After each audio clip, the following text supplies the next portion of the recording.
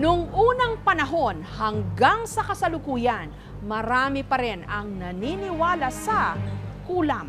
Sa Ilocos Norte, may isang pangyayaring ikinagimbal ng marami dahil di umano may kinalaman ito sa kulam. Dapit hapon nitong Marso 18 sa barangay Tanggawan, Pidig, Ilocos Norte. Naglilinis sa gilid ng kanilang bahay ang 74 anyos na si Aling Lydia. Nung may sumugod sa kanyang lalaki at dali-dali siyang tinutukan. Pero nung nagtangka siyang tumakas,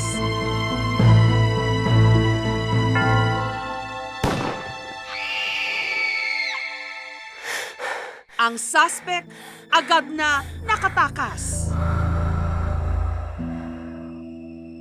Laking gulat ng mga pulis nung lumabas sa kanilang investigasyon na ang motibo raw kung bakit pinatay si Aling Lydia, pinaghihinalaan daw kasi ito mangkukulam.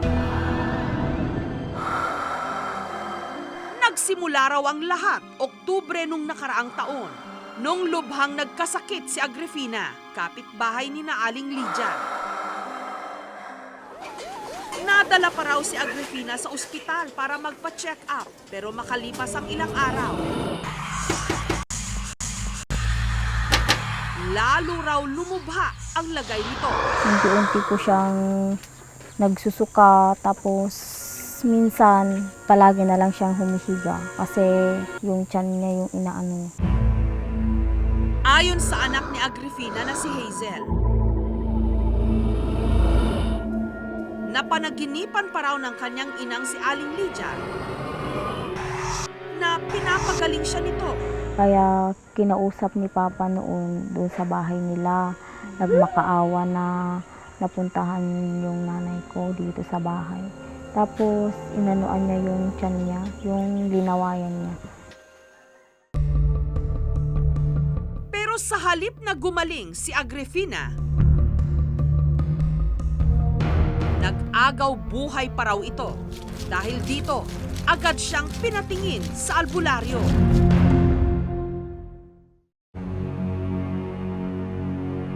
At nangilabot daw sila nang lumabas sa pagtatawas ng albularyo ang isang hugis ng mukha.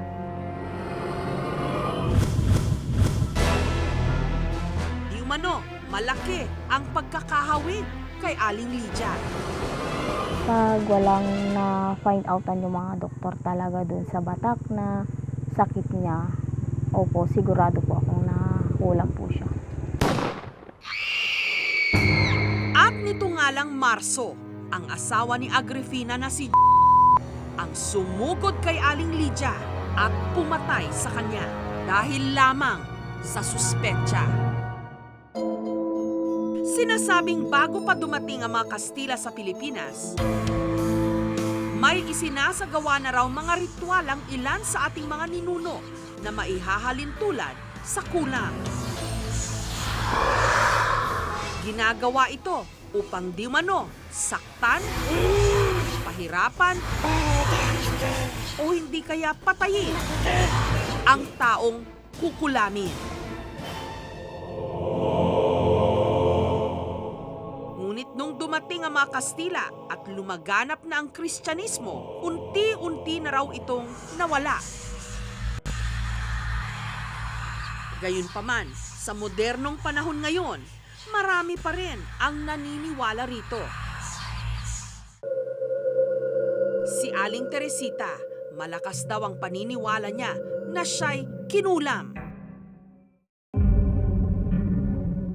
Isang tanghaling tapat nung nagising na lang daw siya na magang-maga ang kanyang mga paa. Naramdaman ko parang mabigat yung paa ko. Parang hindi ko mailakad. Dahil walang ospital sa kanilang lugar, kumonsulta si Aling Teresita sa kanyang albularyong kapitbahay. Dito na raw lumabas ang imahe ng isang babae na di umano kumulam sa kanya. Nakuha daw yung talampakan ko. Hindi ko alam kung sino nagkulam sa akin noon.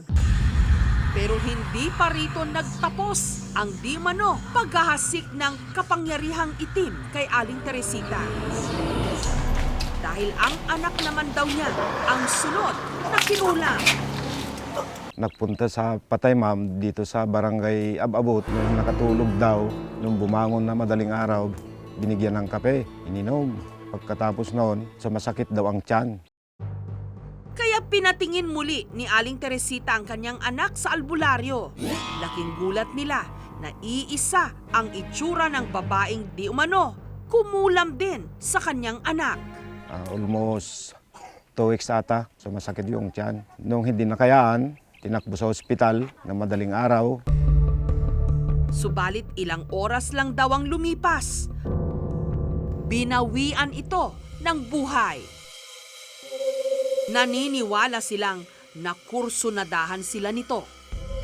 Dahil nagtataka yung mga doktor, walang nakitang sakit na iba. Yun lang, sumasakit ang tiyan.